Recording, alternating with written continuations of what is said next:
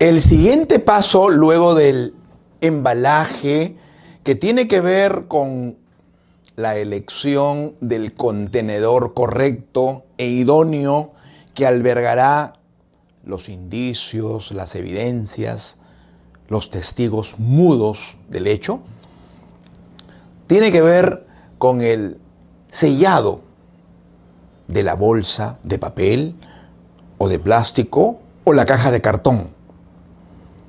Este lacrado o sellado, como también se le conoce, debe ser como regla general una acción en donde, dependiendo de las características de estos, se puede utilizar gomas, cintas de embalaje, siendo muy importante que el operador policial no deje ningún orificio que pueda hacer presumir a la defensa que hubo algún nivel de contaminación o sustitución de la evidencia.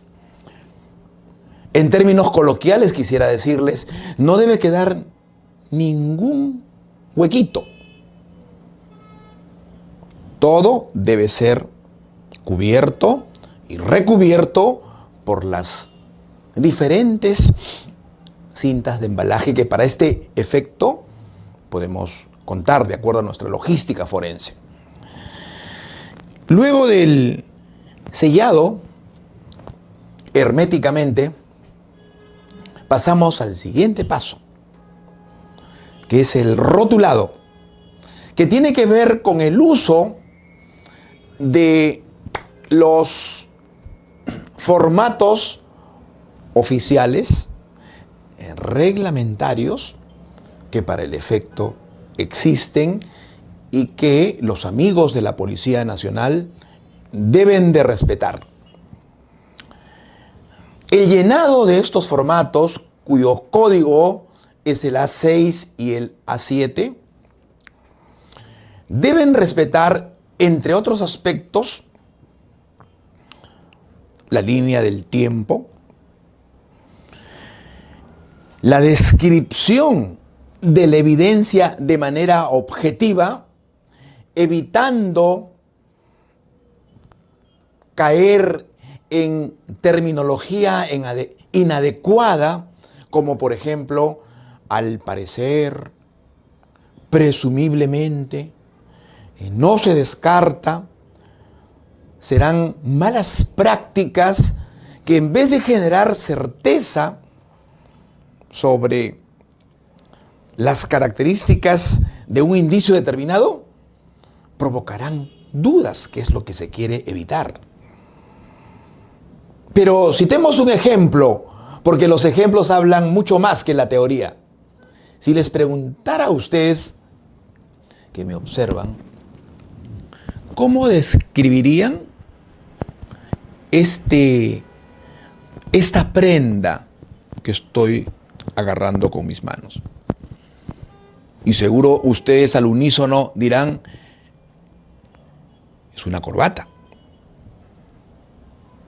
O dirán de repente, al parecer una corbata.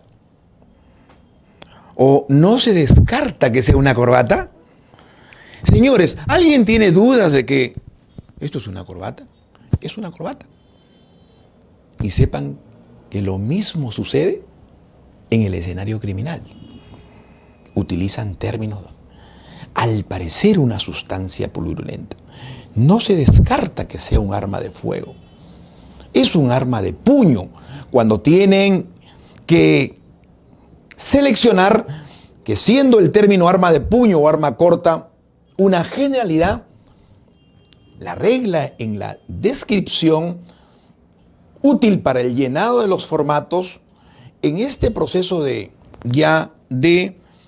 rotulado, debe ser lo más exhaustiva y aproximado a lo que es. Es decir, es un revólver, es una pistola. Si es pistola, con caserina. Si es revólver, con tambor. el número de serie, la marca, serán aspectos muy útiles para individualizar el objeto, la evidencia, que más tarde se convertirá en prueba. Además, debo decirles que en esta etapa del rotulado también hay algunas malas prácticas que sugiero respetuosamente erradicar.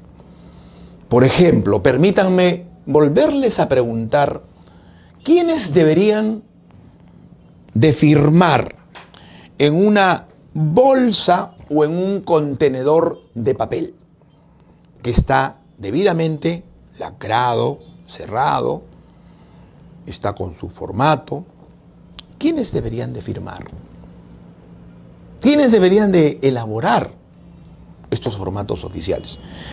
Y debo decirles que lamentablemente todavía a más de 10 años de reforma procesal penal no alcanzamos el nivel de uniformidad o estandarización de nuestros procedimientos, que deben ser similares como regla general. Y esto nos ha llevado a que en este procedimiento de rotulado podamos comprobar que existen diferentes firmas de diversos operadores. Firma el operador policial, firma el fiscal, firma el abogado defensor, firma el imputado a veces y hasta el denunciante. Todas las agencias policiales en el mundo que trabajan dentro del marco de un sistema penal acusatorio coinciden en recomendar que el único responsable de este procedimiento de cadena de custodia y particularmente de rotular es el operador policial, el responsable. Él es el que tuvo contacto con la evidencia. Él levantó la pistola, la ropa, el cuchillo. Él sabe si ese cuchillo estaba impregnado con manchas rojas. Por lo tanto, consideramos respetuosamente que, teniendo en cuenta el perfil de los policías, conociendo que son ellos los operadores entrenados para realizar este procedimiento tan sensible como la cadena de custodia, deben ser los únicos en firmar, porque además son actos materiales de investigación.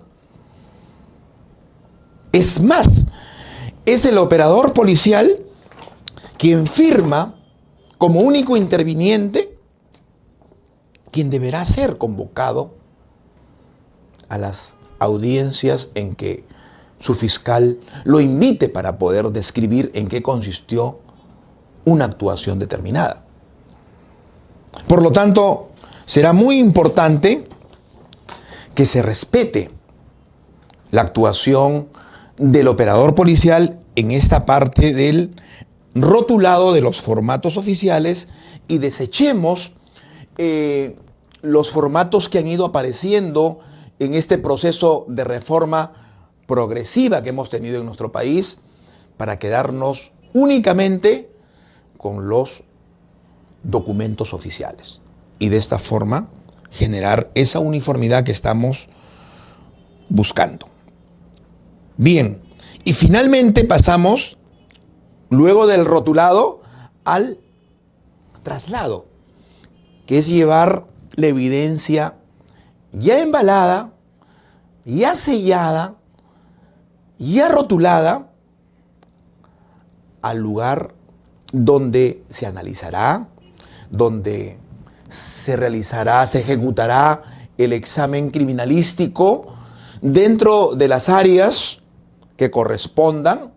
Por ejemplo, si es un arma de fuego y el fiscal necesita saber con evidencias si fue la pistola o el revólver que se utilizó para causarle la muerte a la víctima, entonces habrá que solicitar los exámenes balísticos para ubicar restos de disparo reciente, para hacer homologaciones balísticas, para describir si el arma se encontraba funcionando normalmente, si el estado de operatividad de una pistola o un revólver era la óptima, que serán aspectos muy importantes en una investigación que realiza el Ministerio Público con todo su equipo de policías, primer respondiente, policías pesquisas y policías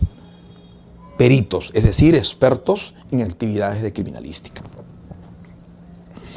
En este traslado se debe recomendar siempre que la persona que transporte la evidencia tenga muy en cuenta la fragilidad probable o potencial de, por ejemplo, una botella de vidrio que tenga impregnaciones o adherencias de una huella digital.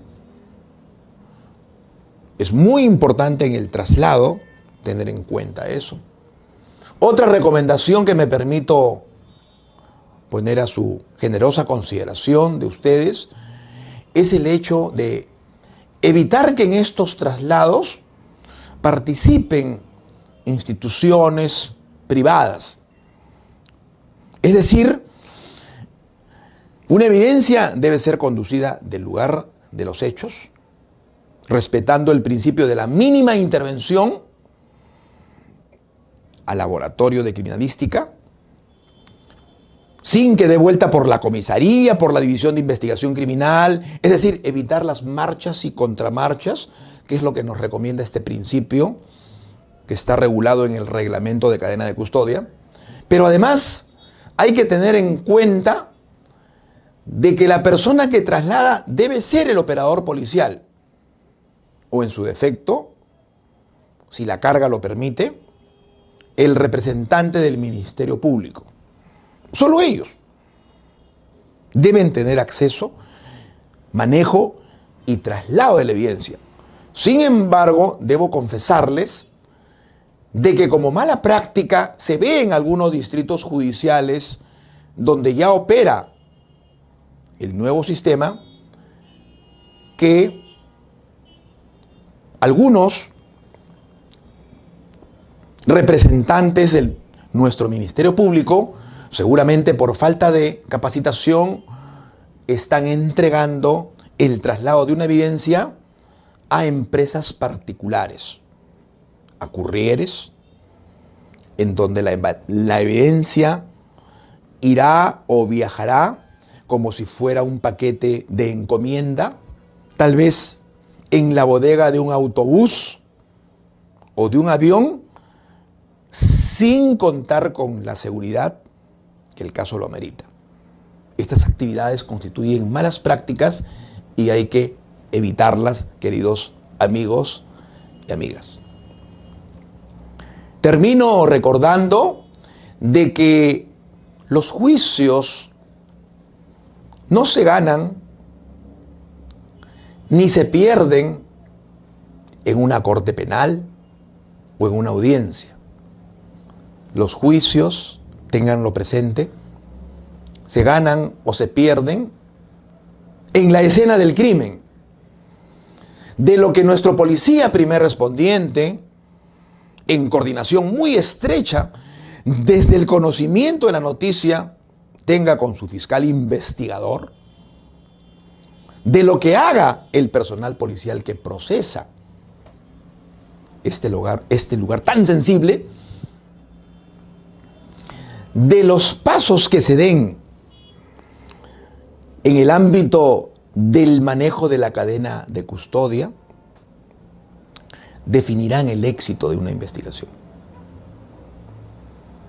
Finalmente, amigos, deben recordar que no existen los delitos perfectos. Lo que hay son las investigaciones imperfectas.